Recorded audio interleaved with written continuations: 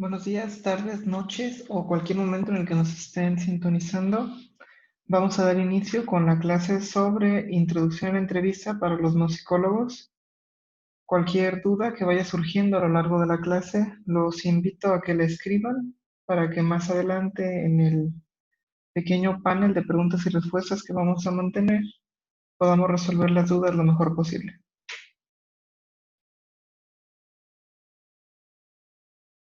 Pues bueno, para iniciar, ¿qué es la entrevista? La diferencia fundamental entre una entrevista y cualquier otra plática o diálogo de café que tenemos con las personas es el hecho de que existen roles y objetivos definidos, ¿sí?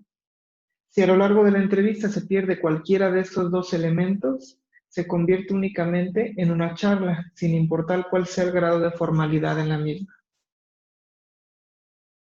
Los roles, como será intuitivo y lógico, son el de entrevistado y el de entrevistador.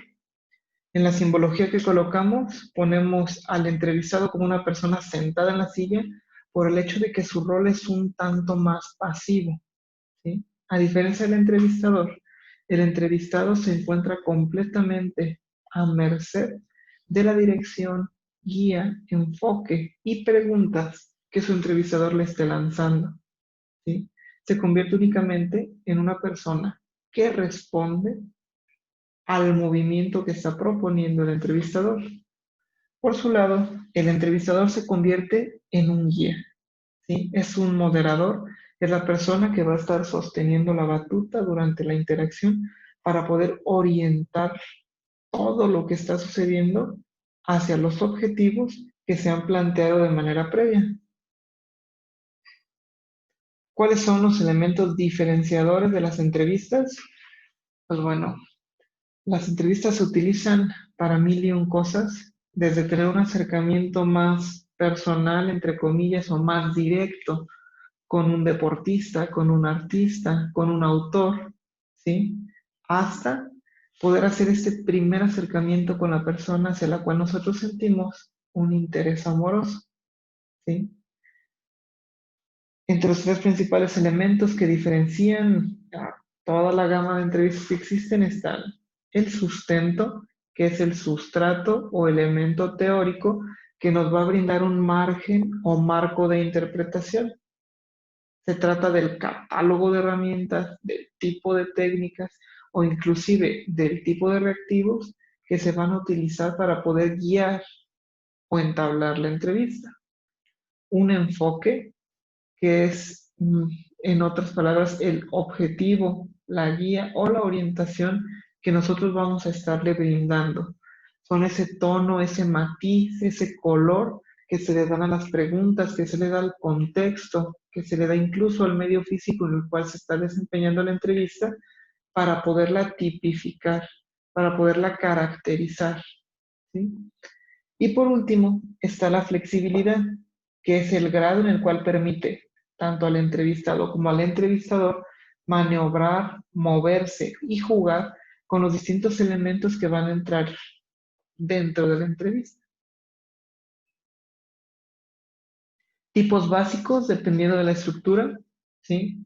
Tenemos la estructurada, se trata de una entrevista un tanto más rígida, en la cual ya existe un guión, un speech o una escaleta que van a estar orientando al entrevistador sobre cuál es la siguiente pregunta o cuál es el siguiente tema que debe abordar de manera puntual y precisa con el entrevistado, ¿sí? En el caso de que optemos por utilizar una entrevista estructurada, es importante que no se convierta en un interrogatorio.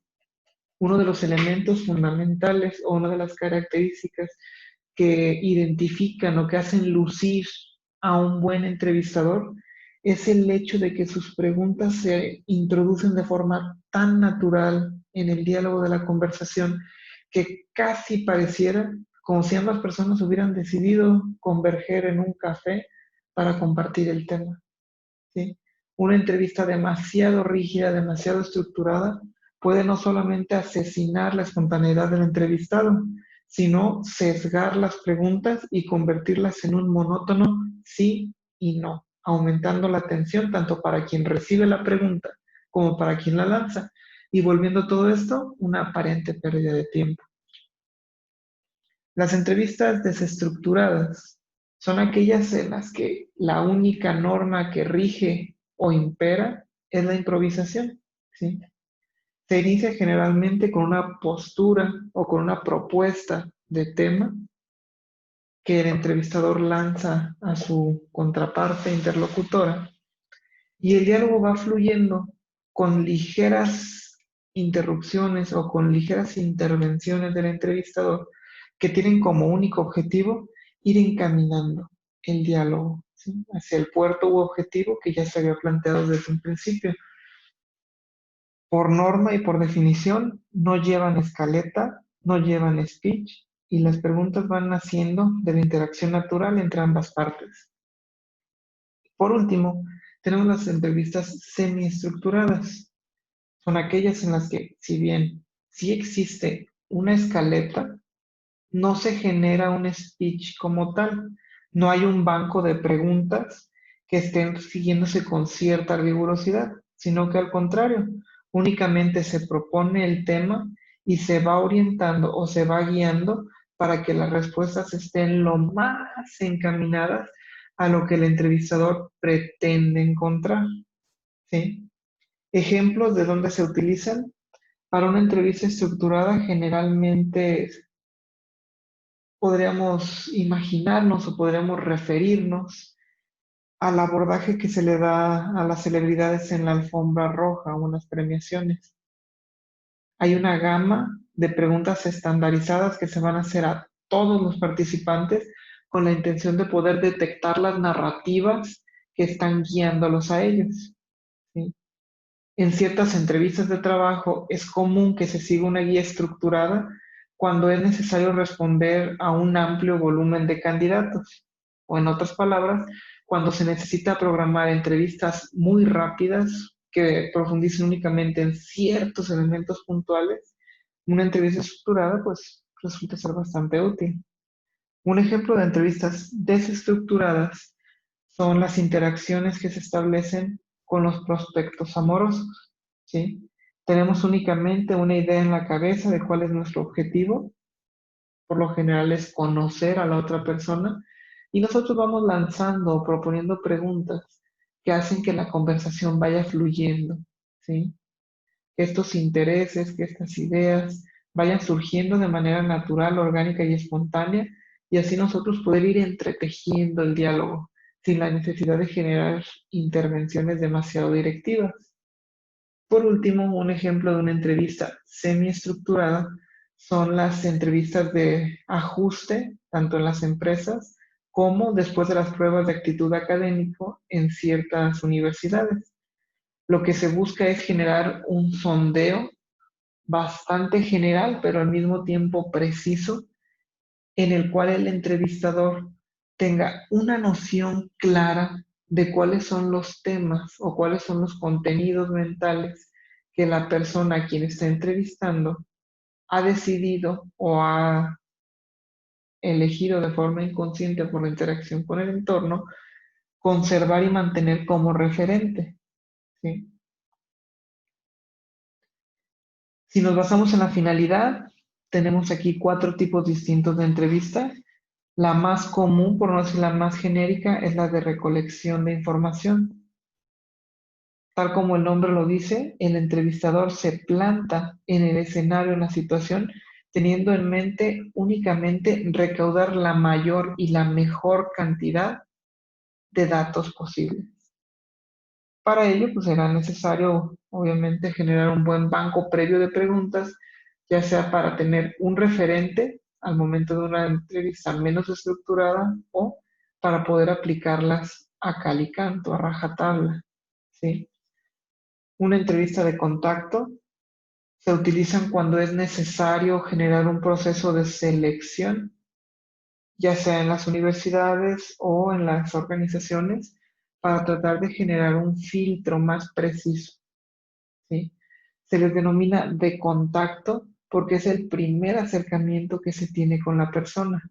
Es la forma en la que se va bosquejando una idea general de quién es esta persona que está tocando a la puerta qué es lo que puede ofrecer, cuáles son sus características, sus necesidades, sus intereses, sus potencialidades.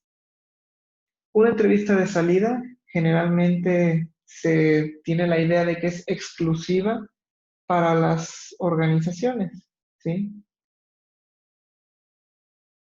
¿Qué es lo que se hace en estos casos? Ya sea por una baja estudiantil o por una baja en una empresa, se le pide a la persona que si ya va a dar por finada su relación con dicha organización, permita hacer o contestar un par de preguntas que esclarezcan el motivo por el cual está abandonando la organización, ¿sí? Se busca recoger o rescatar las experiencias y vivencias que dieron un sentido, que dieron un significado o que marcaron el tránsito de la persona por la empresa o por la escuela, ¿sí? Generando a partir de esta información proyectos y planes de mejora. Son herramientas indispensables en el área organizacional, especialmente con los interesados en el área de capital humano, porque permiten detectar o permiten visibilizar problemáticas o áreas de oportunidad que han estado latentes y que han estado afectando a la población operativa o a la población de empleados y que por otro medio no son tan fácilmente detectadas. Por último, son las entrevistas de ajuste. Después de que ya tuvimos un primer contacto con la persona, después de que revisamos cierta documentación, cierta información, a veces es necesario esclarecer algunos de los puntos, ¿sí? Es necesario dedicar más tiempo a una buena preparación, ya sea iniciar con el reencuentro con los datos de la entrevista anterior, ya sea a manera de repaso o con la revisión de notas, la formulación y elaboración de un speech o una escaleta de entrevista que esté enfocada única, pura y duramente a poder aclarar todos aquellos puntos que quedaron difusos, amarrar los cabos y los hilos sueltos y poder generar ahora sí una imagen más detallada, ¿sí? Mejor enfocada de lo que es la persona o de quién es la persona a quien estamos entrevistando. Momentos en la entrevista. Yo considero que existen alrededor de 7 o 10 momentos clave en la entrevista, dependiendo el estilo que tenga cada autor. Decido hacerles esta propuesta. Para iniciar, se necesita siempre una apertura, ¿sí? Una formalización de la relación que se está entablando, especialmente cuando se trata de escuelas o de empresas. Nombre, cargo, experiencia, cualquier dato que permita romper en un primer momento la inseguridad o el hielo que se va formando en el entrevistado, ¿sí? Es una exposición ligera de quién somos nosotros, que viene acompañada del momento o del punto de exposición, ¿sí?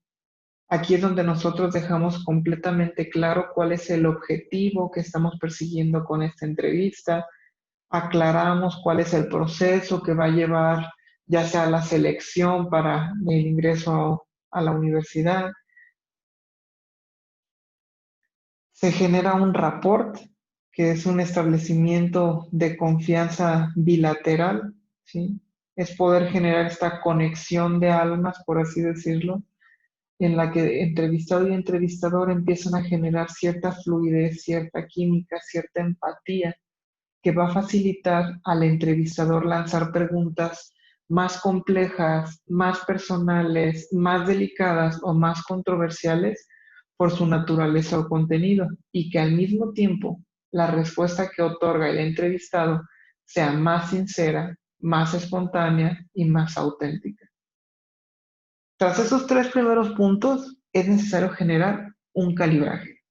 Quien no conozca el símbolo o el instrumento, este es un pie de rey, se utiliza para medir el calibre, o sea, hace el grosor de algunos materiales. Viene acompañado de una, no recuerdo el nombre, pero es una cola de rata que permite medir la profundidad.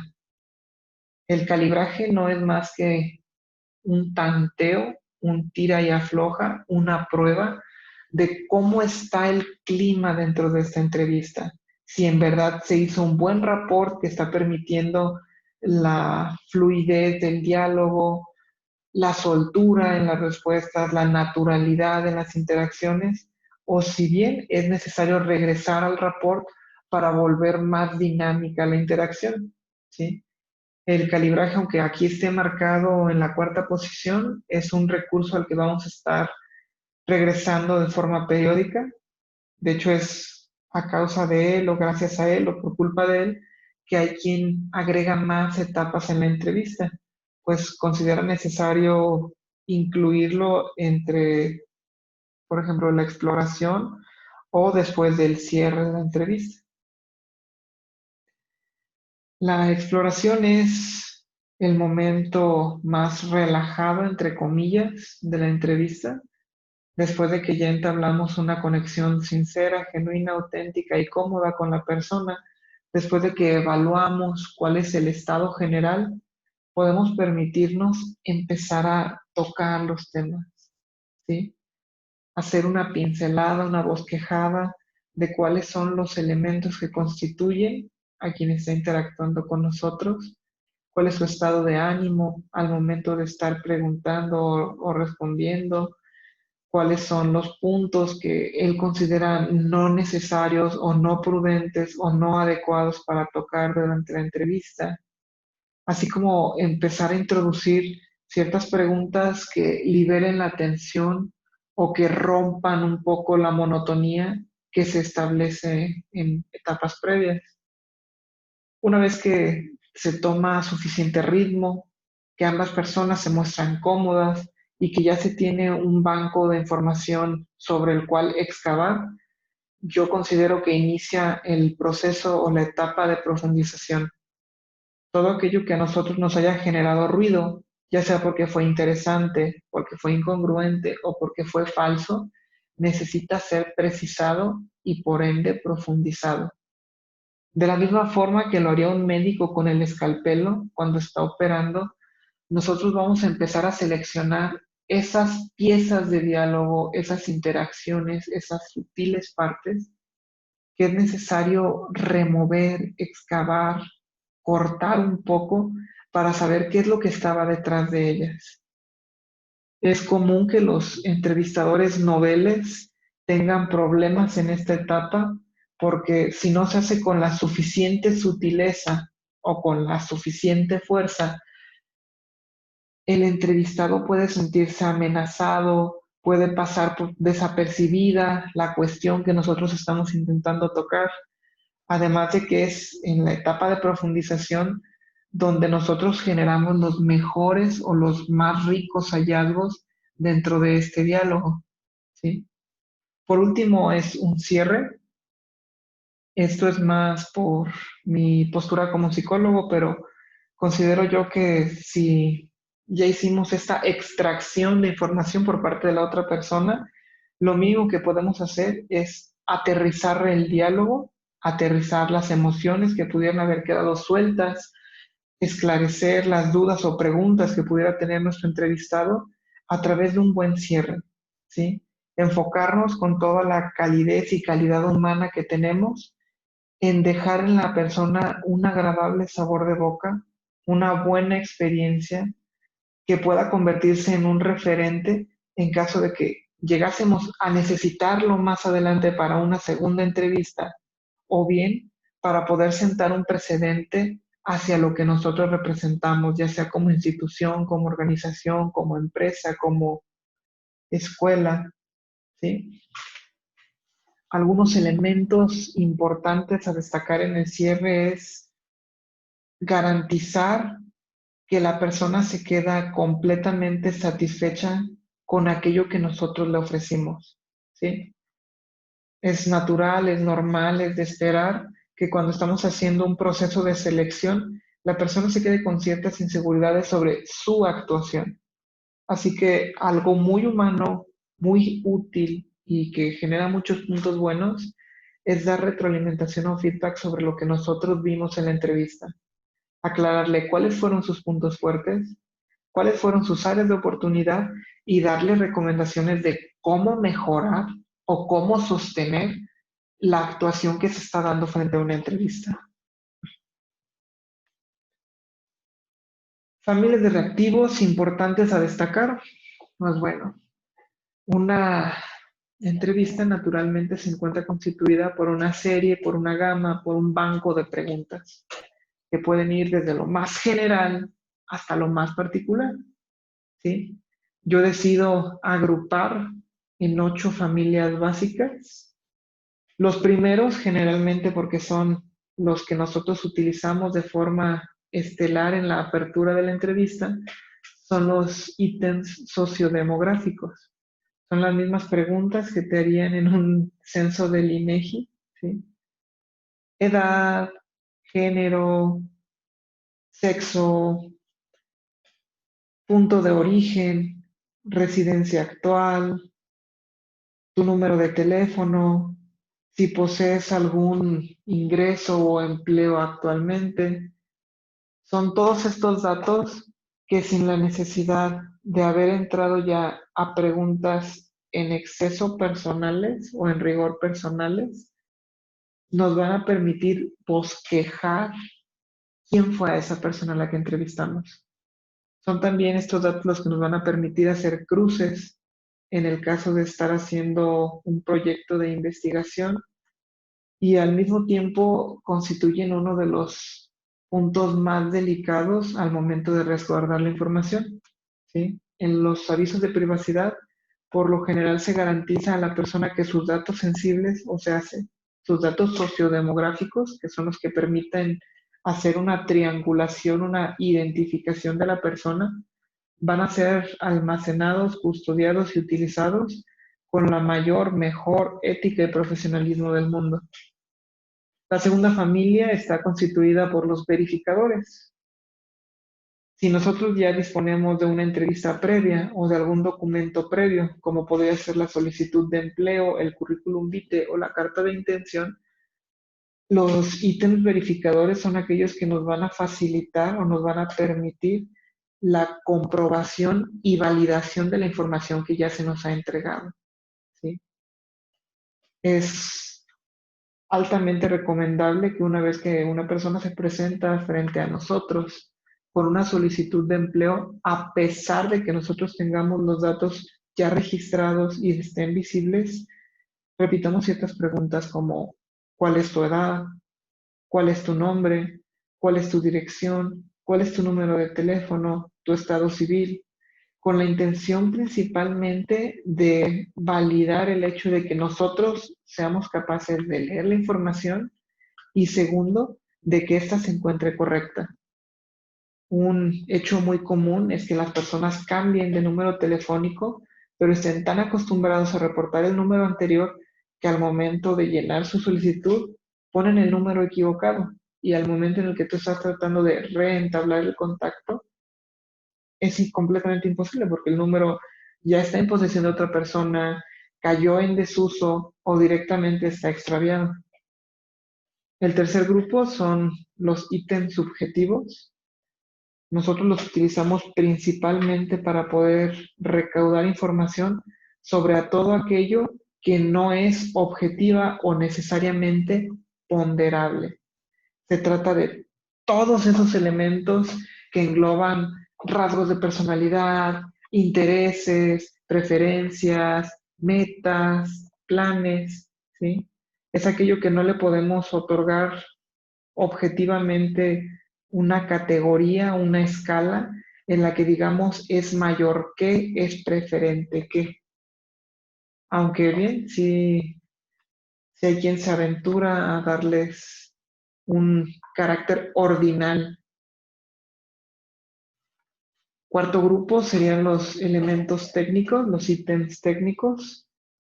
Estos son utilizados principalmente para detectar la presencia o ausencia de un conocimiento o competencia en un área específica, ¿sí?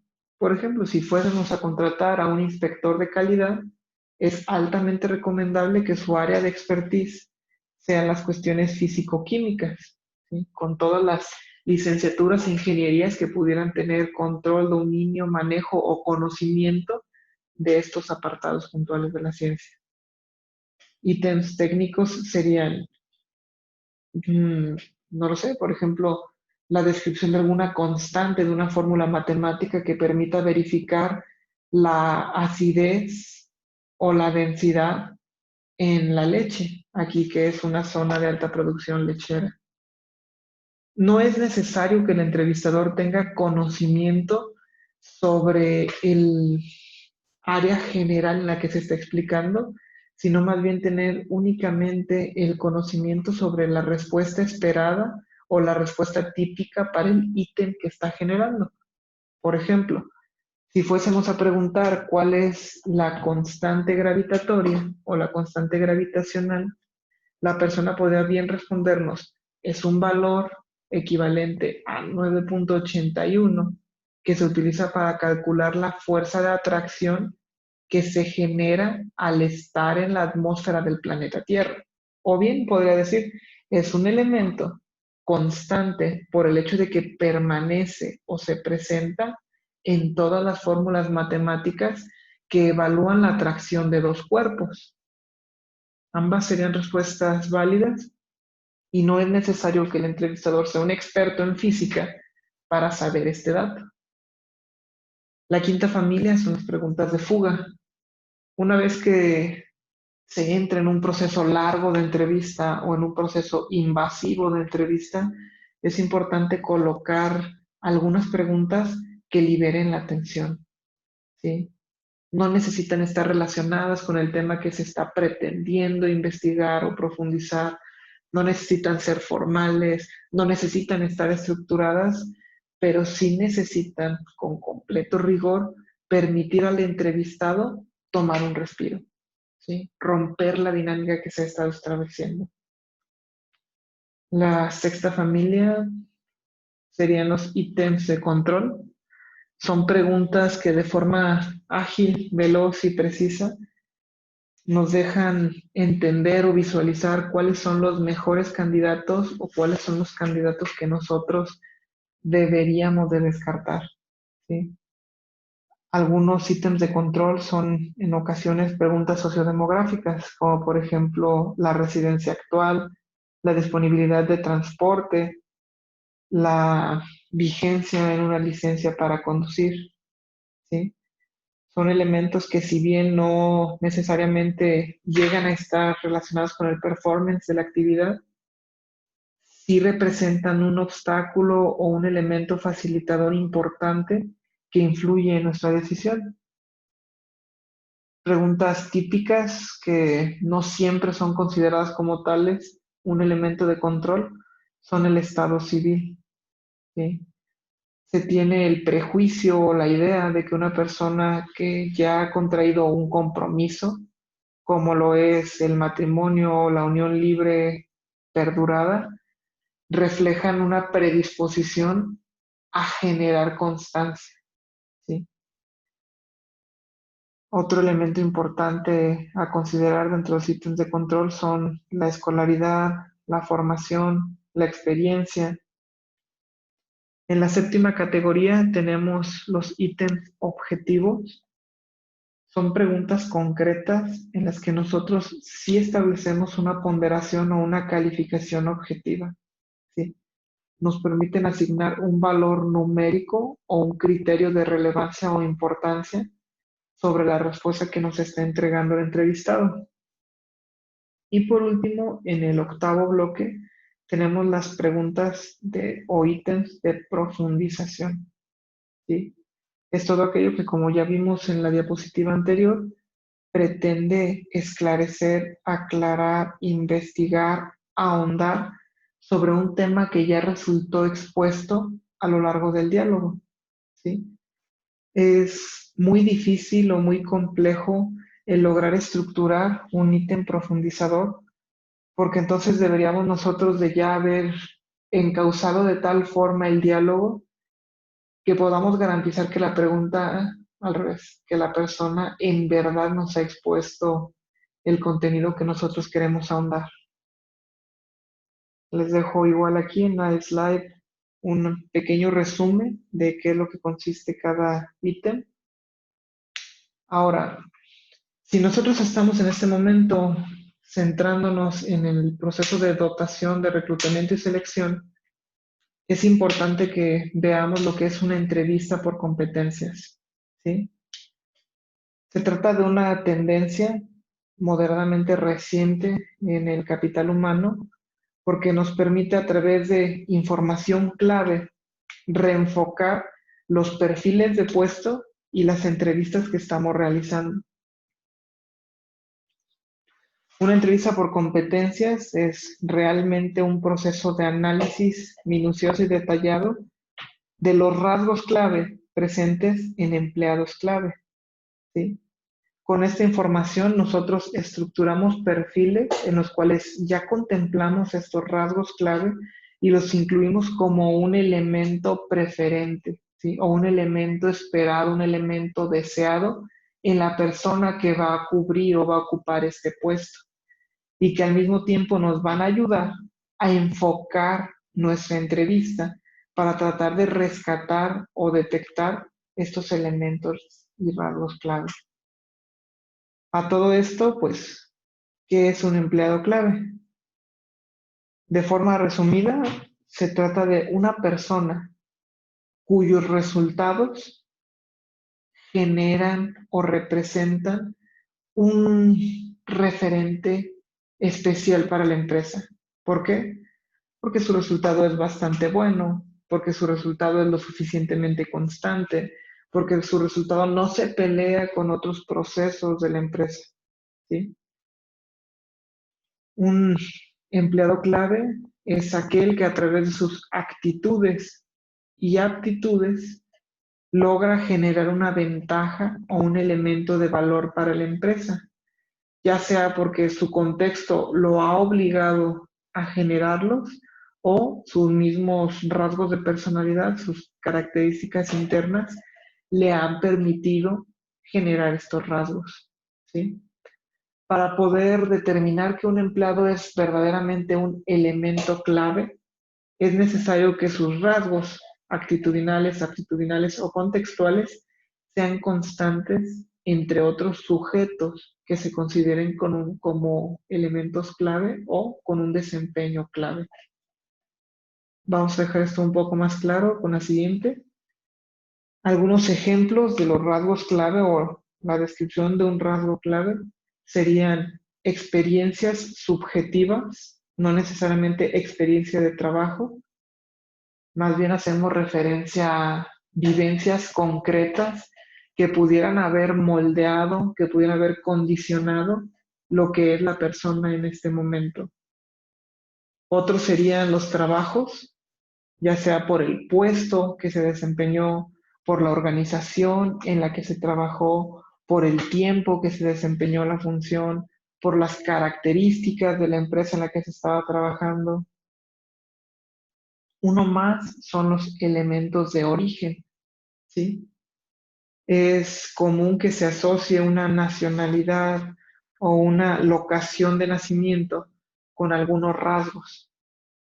No nos vayamos muy lejos. El ejemplo más claro, más ilustrativo, es el conferencista Yokoi Kenji, quien se centra o quien enfoca sus conferencias a la dualidad o al contraste que existe entre la población latina y la población japonesa, tanto en su filosofía de vida como en la dinámica de trabajo que establecen. Es común asociar a la población latina, en particular podríamos con nosotros a los mexicanos, con la creatividad, con la resiliencia, con la espontaneidad, con el desorden, con la tendencia al caos, con la propensión al conflicto, con el uso por la controversia. Un grupo más de rasgos clave son las habilidades, ¿sí? Haciendo referencia a las aptitudes que habíamos descrito anteriormente. Se trata de rasgos prácticos, de conocimientos aplicables que las personas poseen y les permiten generar un valor agregado o un resultado óptimo en todas las actividades en las que se están desempeñando. Pueden ir desde la capacidad de leer, escribir, saber sumar, restar, multiplicar, ¿sí? Hacer integrales, derivaciones, resolver ecuaciones cuadráticas, hacer entrevistas, generar perfiles de puesto, poder generar entornos de negociación, ¿sí? La lista es tan amplia como ramas de especialidad existen. Uno más serían las metas. No es lo mismo trabajar con una persona cuyo objetivo es hacer dinero por el simple y sencillo morbo y fetiche de generar dinero, que trabajar con una persona que ese dinero es un medio para alcanzar un fin mayor, ¿sí? Una meta o un objetivo puede condicionar o puede demarcar mucho el cómo la persona se va a desempeñar a lo largo de su servicio, a lo largo de su trabajo, porque es lo que va a dar un sentido, un significado para él sobre las acciones que esté realizando, ¿sí? Una persona que únicamente está buscando un empleo para cubrir una necesidad momentánea no tiende a desarrollar el mismo compromiso o la misma afinidad o el mismo gusto o la misma satisfacción que una persona que está trabajando porque quiere generar una carrera larga en la cual pueda desarrollarse de forma integral, generando a su vez ganancias o bienes para la empresa y para sí mismo, así como para las personas que se encuentran en su medio inmediato. Un grupo más son los intereses. Amarra mucho con las metas por el hecho de que son todos aquellos elementos subjetivos hacia los cuales la persona genera una afinidad, ¿sí? Una persona que va a desempeñarse, por ejemplo, en labores de cobranza, es importante que tenga interés por el contacto humano, ¿sí? Que disfrute el diálogo, que le llene la negociación. En caso de no contar con esos elementos, pues lentamente, pero de forma constante, su trabajo se le va a convertir en una rutina, en una imposición o inclusive en un castigo, desencadenando que el desgaste que esa persona experimente sea injustificado y acelerado, haciéndonos perder a un buen elemento o incluso a un simple trabajador mucho antes que si tuviera estas afinidades. Otro grupo de rasgos claves son las filosofías, ¿sí? Que son el conjunto de creencias que la persona tiene para poder dar un sentido, un significado a la cosmovisión de su mundo, ¿sí? Son todos estos elementos culturales que enriquecen la narrativa personal de la persona y que le ayudan a enfrentarse a su día a día. Por último, un rasgo clave son inevitablemente los conocimientos teóricos, ¿sí? Que a diferencia de las aptitudes, podemos englobar como una actitud, ¿sí? Es un elemento que no se lleva a la práctica, pero que condiciona la forma en la que la persona va a estar pensando, la manera en la que va a poder llegar a una respuesta en base a sus referentes previos.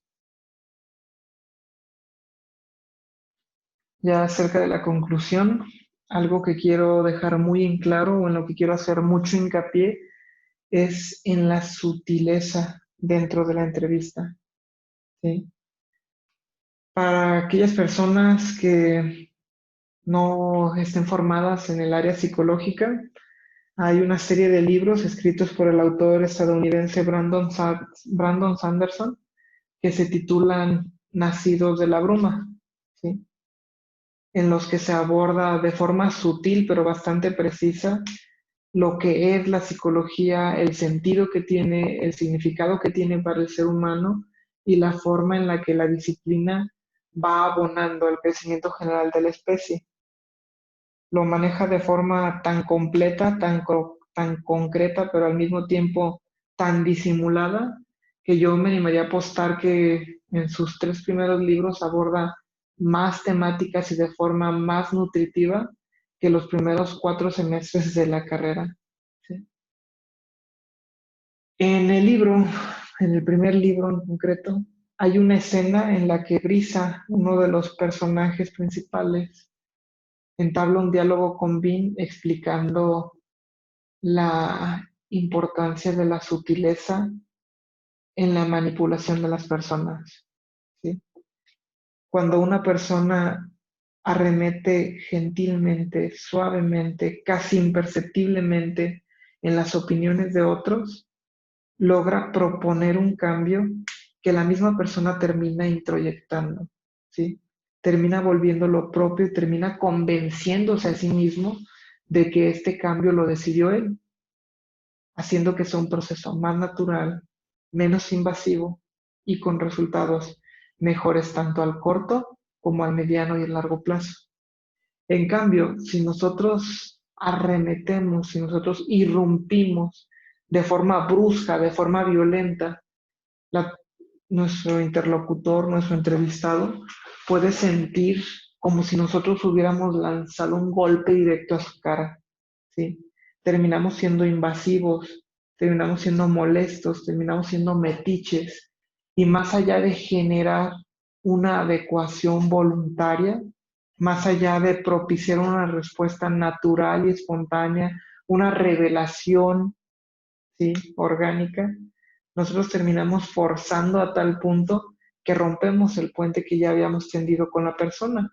Nos quedamos privados del diálogo y nos arriesgamos a que nuestra interacción sea malinterpretada. Algunos de los fallos en la sutileza pueden ser percibidos como acoso, ¿sí? No necesariamente es un acoso sexual, sino puede ser un acoso sobre una coerción, sobre un proceso en el cual se está aparentemente forzando a la persona a dar o entregar una respuesta que él no considera necesaria. Puede ser percibido como una agresión. El ejemplo más ilustrativo son las cuestiones xenófobas en Estados Unidos. Para cualquiera de ustedes que tenga intereses en ejercer en el extranjero, especialmente en el curioso país vecino del norte, se considera una afrenta, una ofensa, una intromisión bastante delicada el preguntar por la creencia religiosa de otra persona, especialmente en procesos de reclutamiento y selección o bien de selección y fichaje para una entrevista.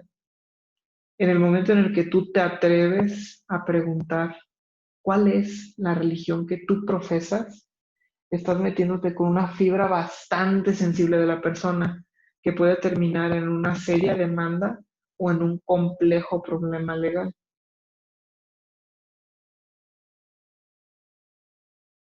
Por último, tenemos las cuestiones de discriminación, que por su mera y simple naturaleza no considero que sea necesario explicar.